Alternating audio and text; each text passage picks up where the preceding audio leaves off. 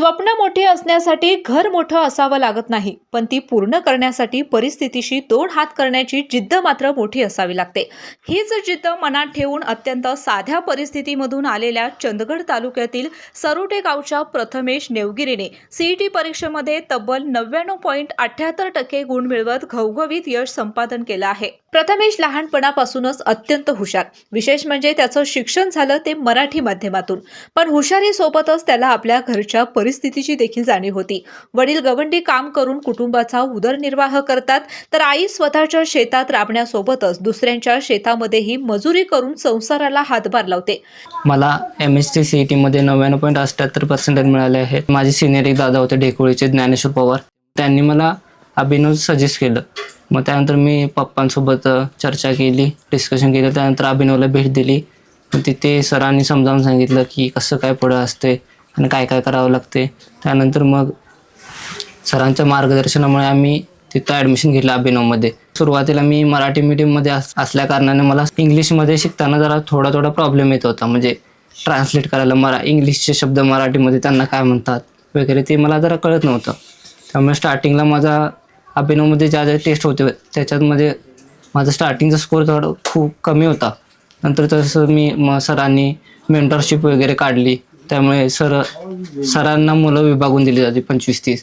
त्या मुलांकडे सर लक्ष देत होते, त्यांचा रेग्युलरली आठवड्यातून एकदा अभ्यास चेक करत होते, त्यांना अभ्यास देत होते, परत त्यांच्या स्कोअरकडे लक्ष देत होते, पालकांना त्यांची प्रगती कळवत होते। घरची परिस्थिती बेताची, पण प्रथमेशची स्वप्न मात्र मोठी।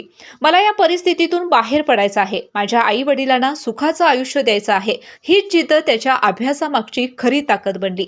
सीईटीची तयारी करण्यासाठी प्रथमेशने वडिलांकडे अभिनव अकॅडमीमध्ये प्रवेश घेण्याची इच्छा व्यक्त केली। मात्र घरामध्ये फी भरण्यासाठी देखील पैसे नव्हते, पण मुलाच्या स्वप्नांपेक्षा मोठी अडचण कोणतीच नाही हे आई वडिलांनी दाखवून दिलं।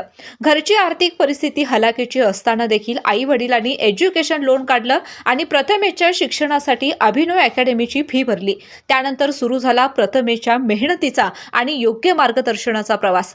दिवस रात्र अभ्यास, सातत्य, स्वतःवरचा विश्वास आणि प्रत्येक टप्प्यावर शिक्षकांचं मार्गदर्शन। अभिनव अकॅडमीमधील शिक्षकांनी दिलेलं योग्य मार्गदर्शन आणि अभ्यासाची शिस्त प्रथमेशच्या तयारीला नवी दिशा देत गेली।